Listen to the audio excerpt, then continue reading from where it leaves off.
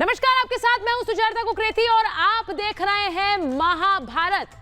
आज महाभारत में मैं कह रही हूं कि किस तरह से एक्सप्रेसवे वाले रनवे देश के लिए रणवे बन गए हैं। जी हां, एक्सप्रेसवे वाले रनवे कैसे देश के लिए रणवे बन गए हैं। पूर्वांचल एक्सप्रेसवे पर घातक लड़ाकू विमान सुकोई, जैगुआर और मिराज 2000 आज किस तरह से उड़ान भरते नजर आए हैं। आज प्रधानमंत्री मोदी ने पूर्वांचल के साथ साथ उत्तर प्रदेश और देश को एक्सप्रेसवे की सौगात दी।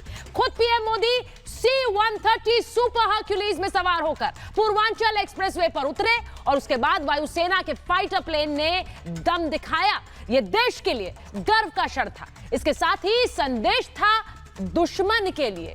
यह एक्सप्रेसवे सिर्फ कनेक्टिविटी के लिए नहीं है, कार और ट्रक चलाने के लिए नहीं है। जब जरूरत पड़ेगी तो यह रनवे में बदल जाएगा और वायुसेना अपने लिए इसे इस्तेमाल कर सकेगी।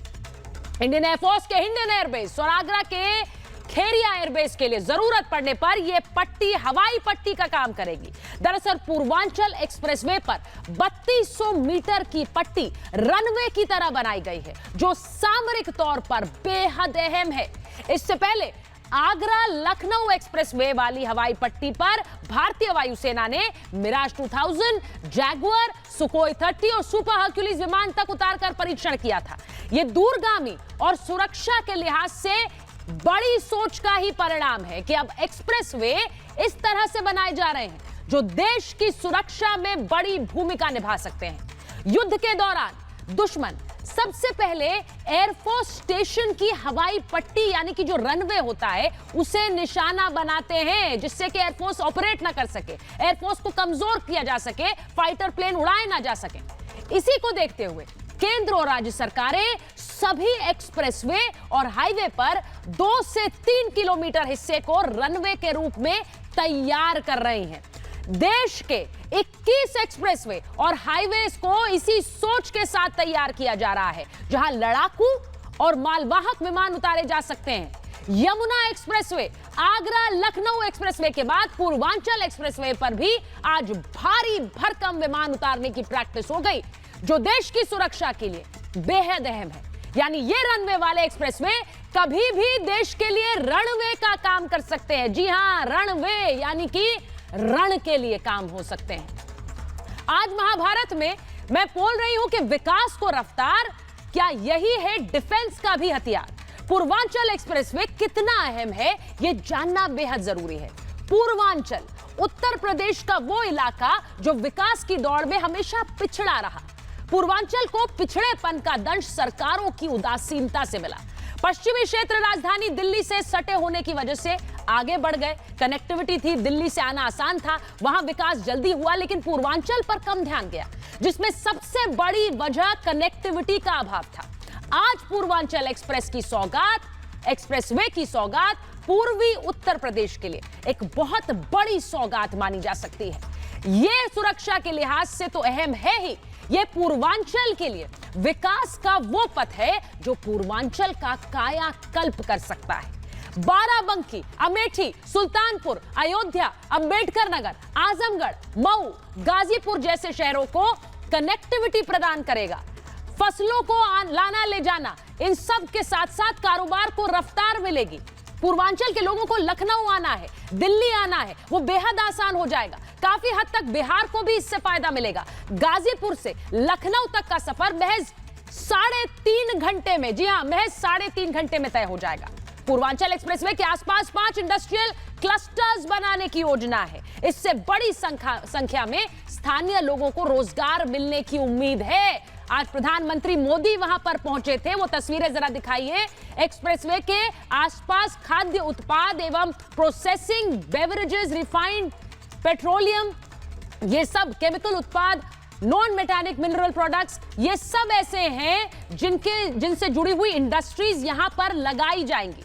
इसके लिए 9197 हेक्टेयर जमीन चिन्हित की गई है। यहां इंडस्ट्रियल ट्रेनिंग इंस्टीट्यूट भी खोले जाएंगे।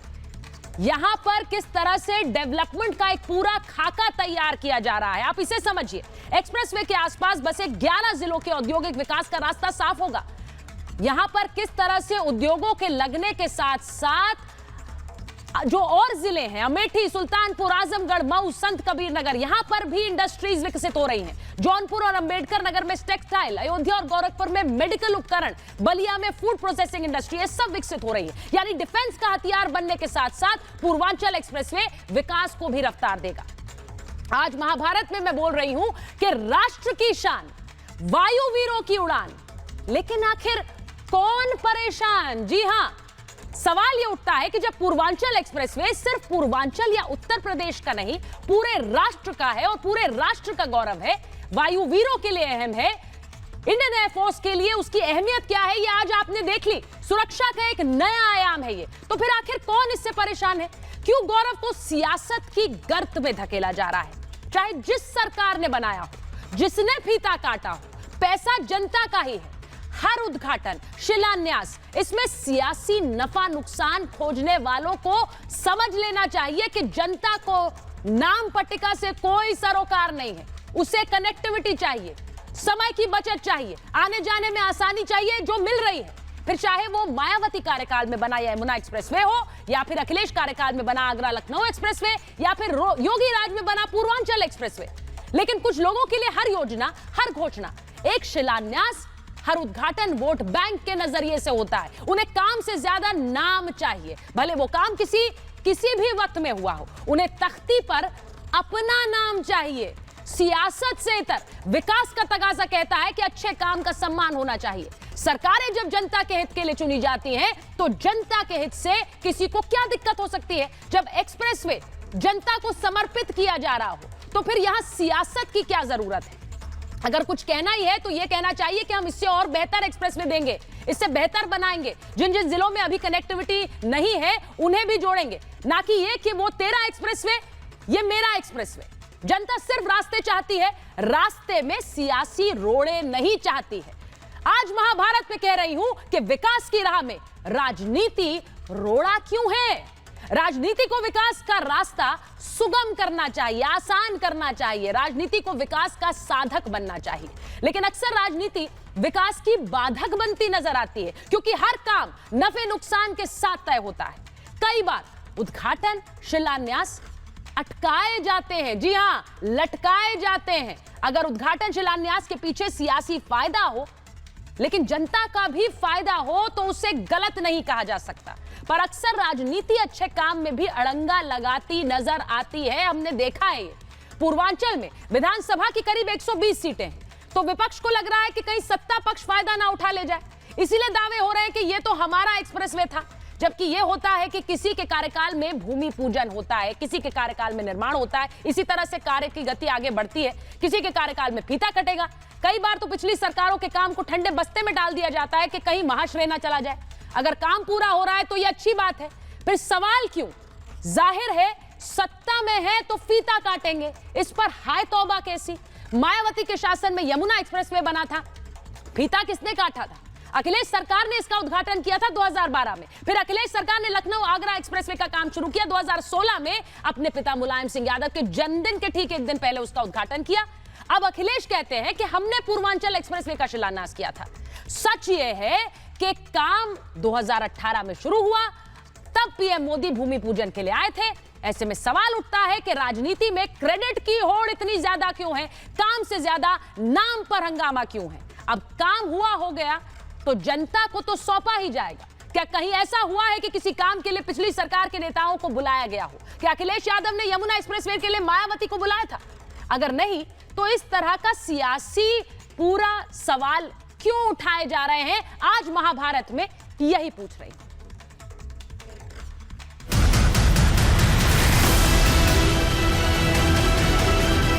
ऊर्जावान कर्मयोगी मुख्यमंत्री योगी आदित्यनाथ जी पूर्वांचल एक्सप्रेस की बहुत बहुत बधाई देता हूं। योगी जी को और मोदी जी को,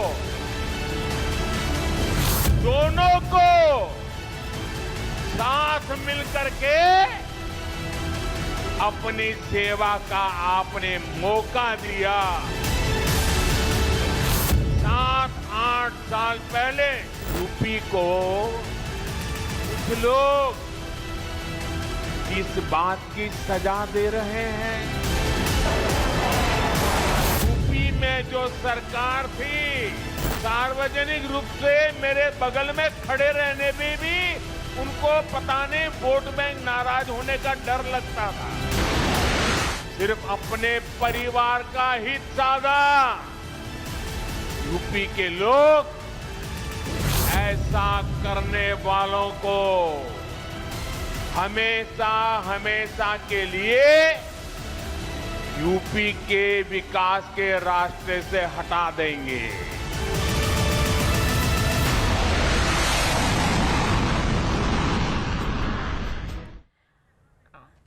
और मेरे साथ इस वक्त जुड़ रही हैं बीजेपी की प्रवक्ता अनिला सिंह जी, मेरे साथ जुड़ रहे हैं major general GD Bakshi sir, मेरे साथ जुड़ रहे हैं वरिष्ठ पत्रकार हर्षवर्धन त्रिपाठी जी, कपिल श्रीवास्तव समाजवादी पार्टी के नेता हैं, डॉक्टर सतीश प्रकाश जी हमारे साथ जुड़ रहे हैं, राजनीतिक विश्लेषक हैं, बीएसपी का पक्ष रखते हैं, और मेरे साथ जुड़ रही है मेरी सहयोगी सृष्टि। मैं बहुत बहुत स्वागत करती हूं आप सभी का। मैं आपके पास आऊं उससे पहले एक बार मैं सृष्टि के पास जाना चाहती हूं, क्योंकि जहां पर इन विमानों ने आज हुंकार भरी है, जहां पर आज किस तरह से विमानों की गर्जना सुनाई दी, उस एक्सप्रेसवे से तस्वीर दिखाएंगी और यह भी बताएंगी कि आज किस तरह प्रधानमंत्री नरेंद्र मोदी वहां पहुंचे थे। सृष्टि, जरा दिखाइए तस्वीरें और बताइए कि आज किस तरह से इस पूरे मामले में प्रधानमंत्री के बोल और फिर राजनीति। बिल्कुल सुचारिता, जैसा आप बता रही हैं कि आज का दिन बेहद महत्वपूर्ण उत्तर प्रदेश के लिए रहा है। आज पूर्वांचल एक्सप्रेसवे की ये बड़ी सौगात प्रधानमंत्री नरेंद्र मोदी की ओर से दी गई है। सबसे पहले मैं तस्वीरें आपको दिखाना चाहूंगी। ये वही रनवे है जहां पर आज एयर शो दिखाया गया, जहां पर आज तमाम जो वायुसेना के लड़ाकू विमान हैं उन्होंने यहां पर करतब दिखाया। उनकी गर्जना आसमान को चीरती हुई लोगों के कानों तक पहुंची और खास तौर पर प्रधानमंत्री नरेंद्र मोदी ने आज अपने संबोधन में सीधे तौर पर पिछली सरकारों पर भी तंज कसते हुए ये तमाम आज यहां पर कहीं कि विकास ऐसे भी होता है। पिछली सरकारें जिन्होंने पूर्वांचल के इस पूरे इलाके को पूरी तरीके से खोखला छोड़ दिया था, बंजर छोड़ दिया था, ये भूमि कितनी उपजाऊ है ये तस्वीर आज लोगों ने देखी। एक बार फिर से आप ये तस्वीर देखिए, क्योंकि आज का जो केंद्र रहा वो यही हवाई पट्टी आज का केंद्र रही कि पूर्वांचल एक्सप्रेसवे पर किस तरीके से लड़ाकू विमान यहां से उड़ान भर सकते हैं, यहां पर लैंड कर सकते हैं, दुश्मनों को मुंहतोड़ जवाब दे सकते हैं और आपात स्थिति में इसे एक एयरबेस के रूप में भी इस्तेमाल किया जा सकता है। तो पूर्वांचल एक्सप्रेसवे सिर्फ यातायात का एक साधन नहीं है, सिर्फ एक मजबूत रीढ़ जो है विकास की नहीं है उत्तर प्रदेश में, बल्कि वो पूरी तरीके से रक्षा के क्षेत्र में भी अपना योगदान देता हुआ नजर आ रहा है। तो जो सृष्टि बता रही, सृष्टि बहुत बहुत धन्यवाद, क्योंकि सृष्टि सीधे वो उसे एक्सप्रेसवे से जुड़ी हुई है, पूर्वांचल एक्सप्रेसवे जिसकी तस्वीरें हमने देखी हैं। मैं सबसे पहले जाना चाहती हूं जीडी बख्शी सर आपके पास, क्योंकि ये आज जैसा मैंने कहा कि ये सिर्फ रनवे नहीं है सर, ये रणवे है। हर रण में जो काम करे हमारे योद्धाओं के लिए, हमारे शूरवीरों के लिए, वो रणवे हैं ये। और ये मुझे लगता है अपने आप में एक उपलब्धि है जिस पर हमें गर्व महसूस हो रहा है। जीडी बख्शी सर को लीजिए, मैंने उनसे सवाल पूछा। Thank you. देखिए, मैं बिल्कुल सहमत हूं आपसे। ये जो है इमरजेंसी लैंडिंग स्ट्रिप कहा जाता है इसको, 3.2 किलोमीटर जो एक्सप्रेस वे के हैं पूर्वांचल की, वो एक एयर बेस बन गया है तकरीबन। ना केवल लड़ाई की आपातकाल स्थिति में जिन जहाजों को गोली लग गई है, जिनको नुकसान हुआ है, वो यहां इमरजेंसी में लैंड कर सकते हैं, लेकिन वो यहां से टेक ऑफ कर सकते हैं। जो हमारे नॉन एयर बेसिस हैं, दुश्मन उनको जानता है, युद्ध के दौरान वो जरूर उनको टारगेट करेगा। और चीन का तो फलसफा है, लड़ने का तरीका है कि लड़ाई की शुरुआत में वो 10, 15, 20 मिसाइल, कन्वेंशनल टिप मिसाइल हर एक एयरबेस पे दागेगा, उसको फ्लैटन करने की कोशिश करेगा। ऐसे में ये इनका जो महत्व है बहुत बढ़ जाता है। इसी साल सितंबर में राजस्थान बाड़मेर सेक्टर में ऐसी एक एयर स्ट्रिप का उद्घाटन रक्षा मंत्री और गडकरी जी ने किया था। आज प्रधानमंत्री जी और योगी जी ने यहां पे उद्घाटन किया है। इस तरह की 100 स्ट्रिप्स पूरे देश में बनेंगी, इमरजेंसी लैंडिंग स्ट्रिप्स। मतलब 100 से आपके जो एयर बेसिस हैं वो बढ़ गए हैं। कहां से हमला करना है अब आप अचंबा हासिल कर सकते हैं। जो नॉन बेस हैं वो तो हर सैटेलाइट ने पकड़े हुए हैं। वो जो जाने माने बेस हैं वो पकड़े हुए हैं। जी। अब देखिए ये एक्सप्रेस वे पे आपने आज 32 टन वजन का C-130 जहाज उतारा, 4 इंजन का, 4 इंजन टर्बो प्रॉप। 32 टन का वजन झेल सकती है ये रनवे। नॉर्मल रनवे की मोटाई जो होती है 90 मिलीमीटर होती है, इसकी 300 से ज्यादा मिलीमीटर है। मतलब ये झटका तो आपने दो आपने देखे हैं यहां पे उतरते हुए ट्रांसपोर्ट एयरक्राफ्ट C-130 32 टन से ज्यादा वजन है उनका हर एक का। और उसके पश्चात आपने देखा Su-30, आपने देखा मिराज 2000 जिसने बालाकोट को निस्तनाभूत किया था कारगिल के युद्ध में, जो बहुत बढ़िया काम जिन्होंने किया था। वो जहाज यहां से लैंड किए, टेक ऑफ किए। फिर आपने देखा जैगुआर को टेक ऑफ करने के लिए बड़ी लंबी पट्टी चाहिए। जो C-130 है वो छोटी एयर स्ट्रिप पे उतर सकता है, इसी तरह जो अपना रफाल छोटी पट्टियों पे उतर सकता है, लेकिन सुखॉयज और खासकर जैगुआर्स को बहुत लंबी पट्टी चाहिए उड़ने के लिए, लॉन्ग टेक ऑफ चाहिए इनको। वो आपके सामने उतरे यहां पे। इतनी बढ़िया ये जैगुआर जहाज आप देख रहे हैं जो कि आपका डीप पेनिट्रेशन स्ट्राइक एयरक्राफ्ट है, और वो किस तरह टच डाउन करके उसने टेक ऑफ किया है। और जीडी बख्शी सर, आप जिस दौरान बता रहे हैं मैं तस्वीरें भी वो दिखा रही हूं क्योंकि ये बड़ी भव्य तस्वीरें थी, ये भव्य तस्वीरें थी। और मैं एक बार कपीश जी के पास जाऊंगी और अनिला जी के पास जाऊंगी। मुझे ये बताइए कपीश जी, किसने फीता काटा, किसने शिलान्यास किया? ये राष्ट्र का गौरव है सर, पूर्वांचल एक्सप्रेस। इसे मैं कहूं भाजपाई पूर्वांचल एक्सप्रेस या समाजवादी पूर्वांचल एक्सप्रेस, जैसा आपके नेता कह रहे हैं? इसे बांट दूं दलों में? सुचरिता जी, हाँ। जिस तरीके से हमारे प्रधानमंत्री जी ने आज उद्बोधन किया है, हाँ। उससे ही स्पष्ट हो जाता है कि राजनीति कौन कर रहा है। अगर समाजवादी पार्टी का ये सपना था जो हमने 2015 में देखा और 2015-2016 के बजट में दिया, और 19,000 करोड़ का ये प्रोजेक्ट था जिसको इन्होंने बढ़ा के 24,000 करोड़ कर दिया। हमने जो कनेक्टिविटी देनी चाहिए थी उसमें गोरखपुर से जोड़ते हुए, बलिया जोड़ते हुए गाजीपुर जाने की बात थी, जिसको इन्होंने शार्ट कर दिया। हमने 8 लेन का अलाइनमेंट दिया था, तो ये समाजवादी एक्सप्रेसवे था। और जिसको ये कहते हैं कि पूर्ववर्ती सरकारों ने नहीं किया, हम तो अटल जी कपीश जी, मैं वही सवाल आपसे पूछ रही हूँ सर, आपने खुद ही उस पर मोहर लगा दी। मैं इसे पूर्वांचल एक्सप्रेस देश का गौरव कहूँ या मैं इसे पूर्वांचल एक्सप्रेस समाजवादी गौरव कहूँ? अनिला जी, मैं इसे भाजपा और समाजवादी में बांटकर देखूंगी। ये तस्वीरें जो आ रही हैं ये देश का गौरव है। एक सेकंड कपीश जी, हमारे सपने को अगर आगे बढ़ाया, आपका सपना मतलब दल का सपना या देश का सपना सर? देखिए सुचरिता जी, आज जो है या मैं दल का सपना बोलूं? अनिला जी, देखिए ऐसा है आज हाँ जी, ऐसा है ये आज का दिन भारत के लिए बहुत बहुत गौरव का दिन है। और धन्यवाद देना चाहूंगी देश के प्रधानमंत्री जी का, उत्तर प्रदेश के मुख्यमंत्री जी का, और बधाई है पूरी टीम, एक वो व्यक्ति, वो किसान भी जिन्होंने अपनी जमीन दी इस एक्सप्रेसवे को बनाने के लिए। तो ये आज जो समर्पित किया है हमारे देश की जनता के लिए, क्योंकि ऐसा तो है नहीं कि केवल उत्तर प्रदेश की ही जनता इस पर चलेगी, और ऐसा तो है नहीं केवल भारतीय जनता पार्टी का वोटर ही इस पर चलेगा, परंतु जिस प्रकार से कार्य करके दिखाया है, रिकॉर्ड टाइम में बनाकर दिखाया है। 14 जुलाई 2018 को हमारे देश के प्रधानमंत्री जी ने इसका शिलान्यास किया था, क्योंकि चुनाव की आचार संहिता डिक्लेयर हो उससे 2 महीने पहले अखिलेश यादव जी ने इसका शिलान्यास करवाया था, और इनको अच्छी तरीके से पता था कि कुछ भी नहीं होने वाला है। कागजी प्रोजेक्ट, और उस कागजी प्रोजेक्ट में जो ना तो डीपीआर थी ना कुछ था, और जितने मानक होते हैं एक्सप्रेसवे को तैयार करने के लिए, भूमि हमने अधिग्रहित करके आपको दी थी। नहीं सर, मुझे एक बात बताइए ना, भूमि हमने अधिग्रहित की, हमने इसका खाका तैयार किया। सर एक मिनट कपीश जी, मेरा सवाल सुन लीजिए सर। हम हटा रहे हैं और हम 90% पे करेंगे, ठीक है। झूठ ना बोले अनिला, कपीश जी एक सेकंड, झूठ ना बोले, देश को गुमराह ना करें, और सरकार किसी की नहीं होती है। सरकार, कपीश जी मेरा सवाल सुन लीजिए, ठीक है? अनिला जी गुमराह कर रही हैं, आप जरा आप राह पर ला दीजिए। अनिला जी गुमराह कर रही है ना, आप राह पर ला दीजिए। आपने सुनिए सर, जो एक्सप्रेसवे मायावती के कार्यकाल में जिसका शिलान्यास हुआ उसका आपने क्रेडिट क्यों लिया सर? कपीश जी सवाल सुनाई दे रहा है या फिर आपको एक तरफा भाषण देना है?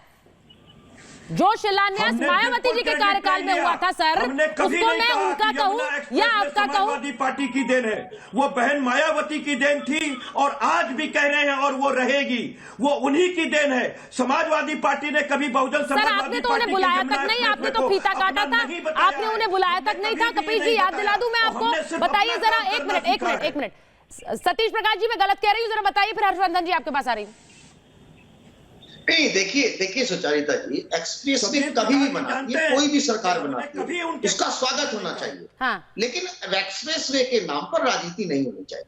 और देखो, एक बात बिल्कुल सच्चाई है कि विकास की कच्ची सड़क पर अगर राजनीति की तेज गाड़ी चलाओगे तो एक्सीडेंट होगा ही होगा। इससे पहले की जो सरकार है उसने भी इस तरह का ही ये दिखावा किया था और क्या हासिल हुआ? आज बीजेपी जो दिखावा कर रही है। लेकिन मेरा कहना यह है, बख्शी साहब ने जो बातें की है वो रक्षा मानव के जानकार है, मैं उनकी बात से सहमत हूं। लेकिन ये भी आपको मानना पड़ेगा बख्शी साहब कि जब चाइना नहीं सर सामरिक बात आप कर रहे हैं। एक सेकंड मैं पॉलिटिकल जो पजल है उसे सुलझा रही हूँ सर। सतीश प्रकाश जी एक मिनट। सतीश जी, जो पॉलिटिकल पजल है, मैंने आपसे पूछा आपकी, तो बहन जी ने इस बात पर अफसोस क्यों जताया था सर कि क्रेडिट अखिलेश यादव ले गए उस एक्सप्रेसवे का? उन्होंने खेद जताया था कि नहीं जताया था, या मैं गलत बता रही हूँ? मुझे नहीं जानकारी। देखिए सुचारिता जी, हम राजनीति के इतने संकीर्ण विचारधारा के लोग नहीं। विकास चाहे एक्सप्रेसवे हम बनाए या कोई भी बनाए, उसका स्वागत होना चाहिए। लेकिन कुछ सवाल है, ये मैं जरूर पूछूंगा। अभी जो बख्शी साहब ने कहा है कि चाइना का जो बॉर्डर है वो कहीं ना कहीं असुरक्षित है, मैं एक बार ऐसे माहौल में सुनिए, जनता को हरो मत, ठीक है, जनता को दिखावा मत करो, सच्चाई बताओ कि चाइना की स्थिति बहुत खराब है। सर आप चाइना की डिबेट में मत जाइए, चाइना की डिबेट किसी और दिन होगी सर, चाइना वाली डिबेट किसी और दिन होगी। मैं सिर्फ ये कह रही हूँ, एक सेकंड, मैं एक बार इस एक्सप्रेसवे के बारे में बता देती हूँ। मैं तो पॉलिटिकल सैयद असीम वकार भी हमारे साथ जुड़ेंगे, एआईएमआईएम के नेता है, मैं उनके पास जाऊंगी। लेकिन उससे पहले मैं आपको दिखा देती हूं इस पूर्वांचल एक्सप्रेसवे पर जो शहर हैं और किस तरह से वो शहर आपको नजर आते जाएंगे, क्योंकि वो शहर जहां से एक्सप्रेसवे गुजरेगा, जिनमें अमेठी है, सुल्तानपुर है, मैं उनको देख नहीं पा रही हूं, वहां पर किस तरह से अयोध्या है, ये सारे शहर इस एक्सप्रेसवे पर आप देखेंगे। मऊ है, आजमगढ़ है, अंबेडकर नगर है, बाराबंकी, अमेठी, लखनऊ, ये सब इस एक्सप्रेसवे पर है। और इस एक्सप्रेसवे पर इन सब शहरों के लोगों को किस तरह से फायदा पहुंचेगा। पूर्वांचल में ये देश का सबसे लंबा एक्सप्रेसवे है, देश का सबसे लंबा एक्सप्रेसवे, कुल लंबाई इसकी 340 किलोमीटर है, यह भी मैं आपको बता रही हूं। इसके साथ साथ उत्तर प्रदेश के 9 जिलों से यह गुजरेगा, उत्तर प्रदेश के 9 जिलों से गुजरेगा, और साथ साथ 22,000 करोड़ की लागत से यह तैयार हुआ है, 22,000 करोड़ की लागत से। यहां पर 4 जगह सीएनजी पंप्स बनाए गए हैं। एक्सप्रेसवे पर रनवे भी बना है, जिसकी तस्वीरें मैंने आपको दिखाई, किस तरह से प्लेन्स टेक ऑफ कर रहे थे, लैंड कर रहे थे, उसका एक उदाहरण आज पूरे देश को दिखाया गया जब प्रधानमंत्री पहुंचे। 4 जगह सीएनजी पंप बनाए गए हैं, 8 जगहों पर पेट्रोल पंप लगाए गए हैं, गाड़ी चार्ज करने के लिए यहां पर इंतजाम किए गए। एक्सप्रेसवे पर 4.5 लाख पेड़ लगेंगे। अब यह भी आपको बताऊं कि आजमगढ़ से, क्योंकि आजमगढ़ इस एक्सप्रेसवे पर आएगा, वहां से गोरखपुर के लिए एक लिंक एक्सप्रेसवे बनाया गया है। वहीं गाजीपुर, जो कि इस एक्सप्रेसवे पर आएगा, वहां से बलिया के लिए एक लिंक एक्सप्रेसवे बनाया गया है। तो यह भी एक्सप्रेसवे के बारे में मैं आपको बता रही हूं, जो लोग इन जगहों पर रहते हैं उनके लिए यह एक बहुत बड़ी सौगात है। मैं इसीलिए कह रही हूं, हर्षवर्धन जी मुझे यह बताइए, जिस तरह से ये तस्वीरें मैंने दिखाई हैं अपने दर्शकों को, एक बार वो शहर भी मैं बार बार गिना रही हूं, वो अपने बता रही हूं जो इस एक्सप्रेसवे के रास्ते में आएंगे, क्योंकि उन लोगों को सीधा फायदा होगा। लेकिन मुझे ये बताइए हर्षवर्धन जी कि एक्सप्रेसवे, तेरा एक्सप्रेसवे, मेरा एक्सप्रेसवे, भाई जनता का एक्सप्रेसवे है, उन्हें फायदा पहुंचना है। देखिए सुचित्रा जी, मुझे लगता है कि सबसे पहले तो कि आज रिपब्लिक भारत में जो आप बहस कर रही हैं, और आपने जीडी बख्शी साहब तो सबसे पहले कहा बोलने के लिए, ये बड़ा अच्छा काम किया, क्योंकि कई बार स्ट्रेटेजिक जो कहें कि फैसले होते हैं उनको हम उतनी गहराई से नहीं समझ पाते हैं। और ये बड़ा अच्छा है, देश के ढेर सारे ऐसे एक्सप्रेसवे बन रहे हैं जो आज की तारीख में, जिसको हम कहते हैं कि वो हर तरह से तैयार है। अब मैं पूर्वांचल एक्सप्रेसवे की बात करते हुए सबसे पहले तो गर्वानुभूति कर रहा हूँ, क्योंकि मैं उत्तर प्रदेश का हूँ, अभी प्रयागराज से आपके साथ जुड़ा हुआ हूँ। तो देश का सबसे लंबा एक्सप्रेसवे वो उत्तर प्रदेश में है, जो योगी सरकार ने बनाया। देश का दूसरा सबसे लंबा एक्सप्रेसवे वो उत्तर प्रदेश में है, जो अखिलेश सरकार ने बनाया। और उसके पहले का जो एक्सप्रेसवे वो मायावती सरकार ने बनाया, 185 किलोमीटर का। और देश का जो पहला एक्सप्रेसवे बना था वो मुंबई पुणे था। तो वहां से हमने सफर तय किया और आज महाराष्ट्र से कई गुना आगे उत्तर प्रदेश गया। और अगर इन 4.5 सालों में लेकिन हर्षवर्धन जी जा रहे हैं, इसमें ये सरकार, और ये सिर्फ एक एक्सप्रेसवे नहीं बना है, जिन जिलों के आप नाम ले रही हैं, बाराबंकी, अमेठी, सुल्तानपुर, आजमगढ़, गाजीपुर, बलिया, ये वो जिले हैं जिन पर किसी सरकार की नजर नहीं गई। और मैं आपको बताऊं कि प्रयागराज से आगे अगर आपको पूर्वांचल की तरफ जाना है तो पूरी शरीर दर्द होने लगती थी। अभी कुछ ही समय पहले प्रधानमंत्री ने प्रयागराज से योगी सरकार के लिए हाईवे का जस्टिस करना चाहिए आप लोगों को। मैं तो पूछ रहा हूँ, एक सेकंड रहेगा डीपीआर पूरा कर दिया है, भूमि अधिग्रहण 70% हम लोगों ने किया। ये सपना भारतीय जनता पार्टी की। अरे कपीश जी आप सारा क्रेडिट ले लीजिए सर, मैं ये नहीं कह रही हूँ। जो घंटी बजाने वाले एक मुख्यमंत्री ने कपीश जी आप क्रेडिट लीजिए, आपको क्रेडिट लेने से कौन मना कर रहा है सर? मैं ये नहीं कह रही। जब प्रधानमंत्री का दिल बड़ा नहीं है तो देश में भारतीय जनता पार्टी के सपोर्टरों का कैसे हो सकता है, ये बताइए। अच्छा ठीक है, अब आवाज एको कर रही है, अब आपके पास मेरी आवाज पहुंची, उसको जरा दुरुस्त कराइए अंकित, उसके बाद मैं जा रही हूं कपीश जी के पास। लेकिन मेरे साथ एआईएम के प्रवक्ता सैयद असीम वकार जुड़ रहे हैं। असीम वकार जी, मुझे यह बता दीजिए कि आज जो तस्वीरें हम सबने देखी हैं वो राष्ट्र का गौरव है कि नहीं है? पूर्वांचल एक्सप्रेसवे बनकर तैयार है सर, वहां पर टेक ऑफ हो रहा है, लैंडिंग हो रही है प्लेन्स की, ये हमारे लिए राष्ट्र का गौरव है कि नहीं?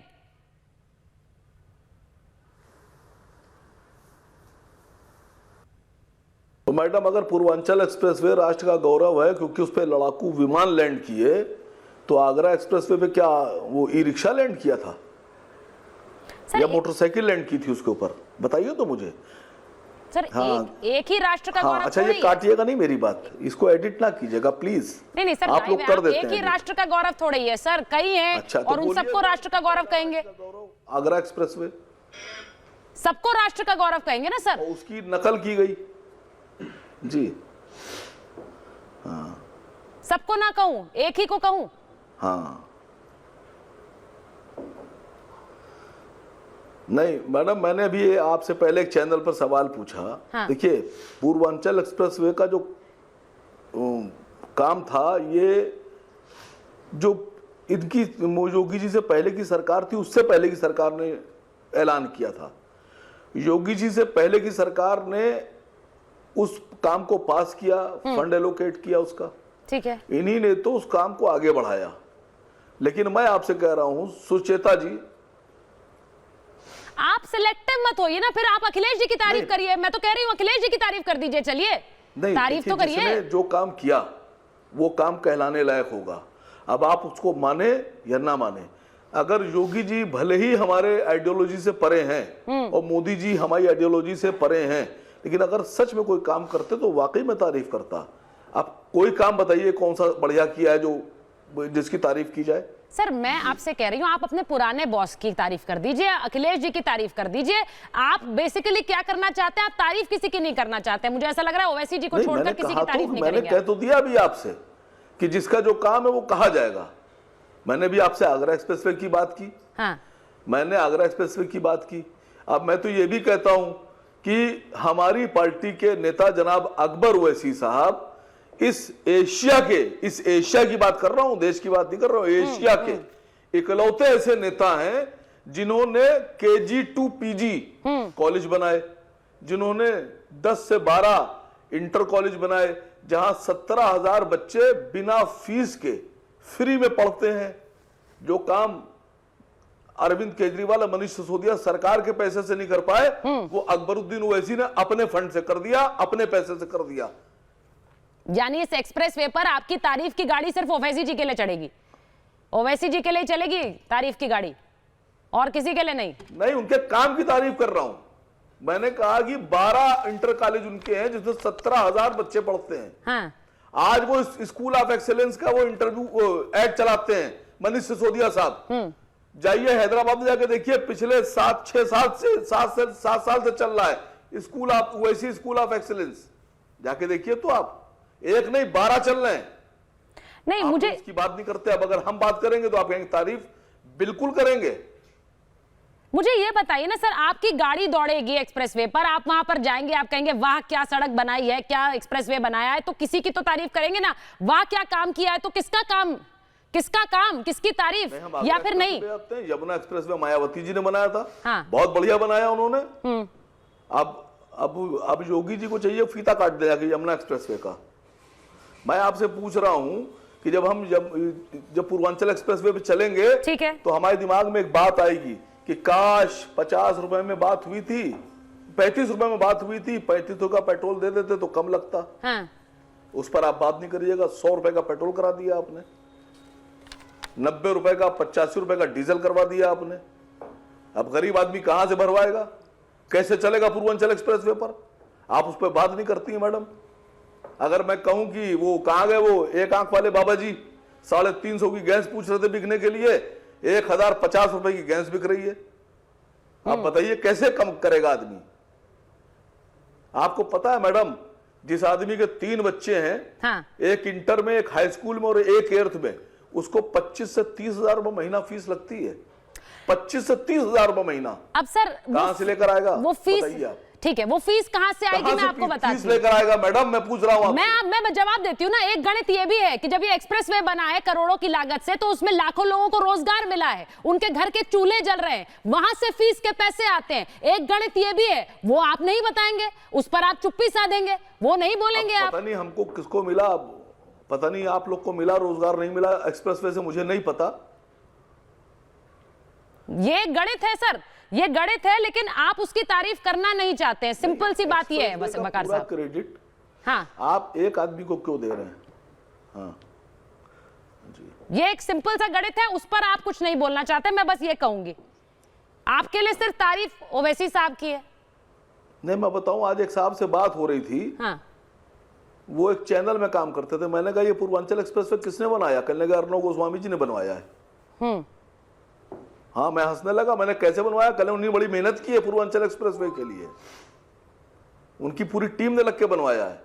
अब क्या किया जाए, हर आदमी अपनी अपनी बात कर रहा है। वकार साहब, उसी तरह से बनवाया जैसे योगी जी ने वहां पर आज उद्घाटन किया, प्रधानमंत्री ने शिलान्यास करा, अखिलेश जी ने, लेकिन पूर्वांचल एक्सप्रेसवे आपके हिसाब से ओवैसी जी ने बनवा दिया। ओवैसी जी ने बनवाया ना, तारीफ उन्हीं की कर रहे हैं। एक बार आप कहिए तो ओवैसी जी ने बनवाया है, मैं मिठाई बंटवाऊंगा मोहल्ले में। तो आप तो कह ही रहे हैं, आप तो यही कह रहे हैं कि ओवैसी साहब, क्योंकि आपके लिए बाकी कोई मायने नहीं रखते हैं वकार साहब, आप सिर्फ ओवैसी साहब की तारीफ कर रहे हैं। बहरहाल बहुत बहुत धन्यवाद। मैं सिर्फ ये पूछ रही हूँ, एक बार मैं पूछूंगी अनिला जी, एक बात बताइए मुझे, जो बात असीम वकार कह रहे हैं, उनके लिए तो ना अखिलेश है, ना योगी जी हैं, ना मोदी जी हैं, अब उनके लिए सिर्फ ओवैसी साहब हैं। यानी ये बड़ा क्लियर है कि हर किसी को अपना सियासी आका नजर आता है, वो राष्ट्र का गौरव नजर नहीं आता। जी देखिए, यही फर्क होता है। कैसे नजर आएगा? अगर मैं समाजवादी पार्टी की बात करती हूँ, समाजवादी पार्टी को राष्ट्र का गौरव जो है वो पाकिस्तान में नजर आता है, इसीलिए जिन्ना की तारीफों के पुल बांधते हैं। कांग्रेस पार्टी को बाबर में नजर आता है, इसलिए उनकी तारीफों के पुल बांधते हैं यहाँ पर। बाकी मैं हिंदुत्व की यहाँ बात करने ही नहीं जा रही हूँ, क्योंकि विकास की बात हो रही है और हम हमेशा विकास की बात करना चाहते हैं। आज ये पूर्वांचल एक्सप्रेसवे जो समर्पित किया है इस देश की जनता के लिए, दोनों ओर इसके जो प्रोजेक्ट्स लगेंगे, तकरीबन 60 लाख लोगों को वहाँ पे रोजगार मिलेगा। ये सारे के सारे जिले जहाँ से ये एक्सप्रेसवे पास ऑन हो रहा है, तो ओडीओपी में अगर हम देख लेते हैं, आजमगढ़ में ब्लैक पॉटरी से लेकर, अगर मैं बात करती हूँ गाजीपुर जहाँ ये खत्म होगा, वहाँ पे जूट का काम होता है, चाहे वो बलिया है, चाहे वो मऊ है, चाहे वो अंबेडकर नगर है। आप देखिए सारे के सारे जिले, क्योंकि ओडीओपी में हमने बिल्कुल रिकॉर्ड प्रोडक्शन और कैसे उसको एक्सपोर्ट करना है, ये इंटरनल मार्केटिंग कैसे करनी है, जितने भी वहाँ पे लोग इस काम में इन्वॉल्व है उनको आगे बढ़ाया है। तो इस प्रदेश की जनता किस प्रकार से अपने को आगे कर सके। पर अनिला जी, अभी तो ऐसा लग रहा है सारे आरोप आप पर लग रहा है, क्योंकि वहां पर बहन जी और अखिलेश यादव के जो प्रतिनिधि हैं वो तो साथ नजर आ रहे हैं, वो उनको भी एक दूसरे को श्रेय दे रहे हैं। उनका कहना है आप बस किसी को श्रेय नहीं दे रहे। ये तो आरोप सतीश प्रकाश जी यहाँ पर लगाने बैठ गए।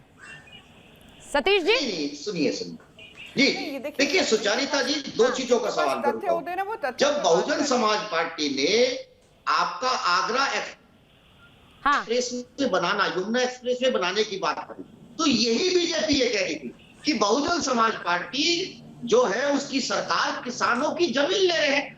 अब इस एक्सप्रेस में जमीन कहीं गुजरात से तो आई नहीं, यही बहुजन समाज पार्टी अगर गंगा एक्सप्रेसवे यहां से पश्चिम उत्तर प्रदेश से शुरू होकर के वो बलिया तक जाना था, यही बीजेपी बाकायदा कोर्ट के अंदर गई, एनजीटी को भड़काया, तमाम संवैधानिक संस्थाओं को बढ़ाया और उनके इस डर के साथ बढ़ाया कि अगर दलितों की सरकार, अगर बहुजनों की सरकार अगर इस गंगा एक्सप्रेसवे को बनाएगी, ठीक है, तो कहीं गंगा की पवित्रता खराब ना हो जाए, गंगा मैली ना हो जाए, इनकी आस्था खराब ना हो जाए, ये गंगा के नाम पे राजनीति ना करे।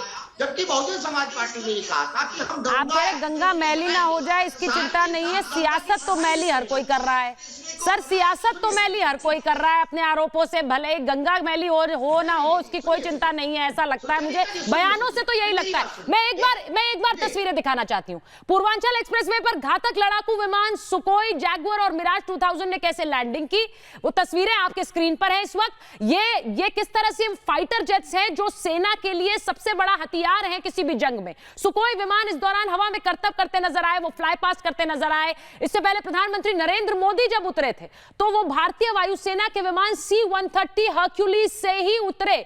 C-130 हरक्यूलिस से वो पूर्वांचल एक्सप्रेसवे की हवाई पट्टी पर उतरे थे, उसकी तस्वीरें भी मैं आपको दिखा रही हूं। C-130 हरक्यूलिस जो कि एक ट्रांसपोर्ट विमान है, जी हां, मालवाहक कार्गो विमान है, उससे वो पहुंचे थे ये दिखाने के लिए कि देखिए इमरजेंसी लैंडिंग और किस तरह से युद्ध के समय में, रण के समय में, समर के समय में आप इस्तेमाल कर सकते हैं इस हवाई पट्टी का, यह दिखाने के लिए खुद प्रधानमंत्री हरक्यूलिस 130 में उतरे थे। भारतीय वायुसेना के इस लड़ाकू विमानों की गर्जना आज आसमान में गूंजती नजर आई। जो तस्वीरें देश ने आज देखी हैं वो किस तरह से, मैं बार बार कहती हूं, गौरव का पल है, क्योंकि हम किस तरह अपने एक्सप्रेसवेज को ऐसे विकसित कर रहे हैं कि वहां पर युद्ध के समय में इन्हें रनवे की तरह यूज किया जा सके। भारी तादाद में लोगों ने इस एयर शो को देखा है, इस एयर शो को देखा है और इस गौरव के क्षण की अनुभूति की है।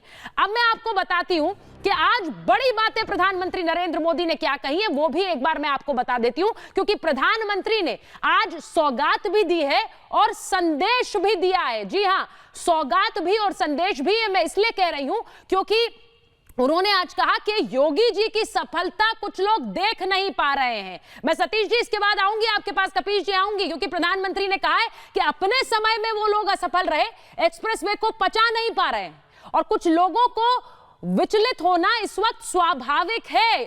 परिवारवादियों का दबदबा रहा था, यह प्रधानमंत्री ने कहा। परिवारवादी यानी कौन, मैं सवाल पूछूंगी। परिवारवादियों का दबदबा रहा था।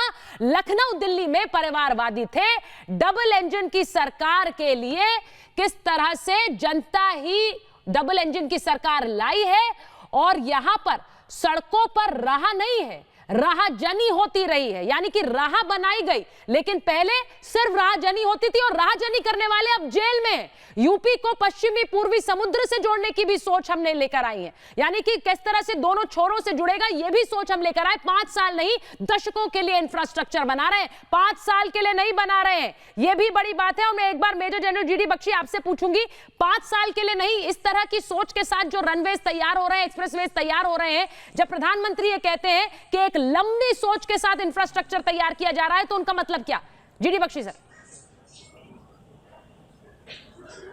देखिए, मैं एक बारी फिर रीटरेट करना चाहता हूं, ये 1-2 प्रोजेक्ट नहीं है। इस प्रकार के इमरजेंसी लैंडिंग स्ट्रिप्स जो हैं वो 100 से ज्यादा बनेंगे पूरे देश में, ऑल ओवर द कंट्री। ना सिर्फ यूपी में, राजस्थान में बन चुके हैं, यूपी में आगरा में बन चुके हैं, क्योंकि from the strategic point of view वो सब जगह मार कर सकते हैं, पाकिस्तान की तरफ, तिब्बत की तरफ, चीन की तरफ। तो बताना मैं ये चाहता हूं कि ऐसे 100 प्रोजेक्ट बनेंगे। ये एक पंथ दो काज वाले ड्यूअल यूज प्रोजेक्ट है। एक तो देश के लिए इंफ्रास्ट्रक्चर डेवलप हो रहा है, एक तो ऐसी सड़कें, एक्सप्रेसवे बनाने में ही लोगों को नौकरियां मिलती हैं।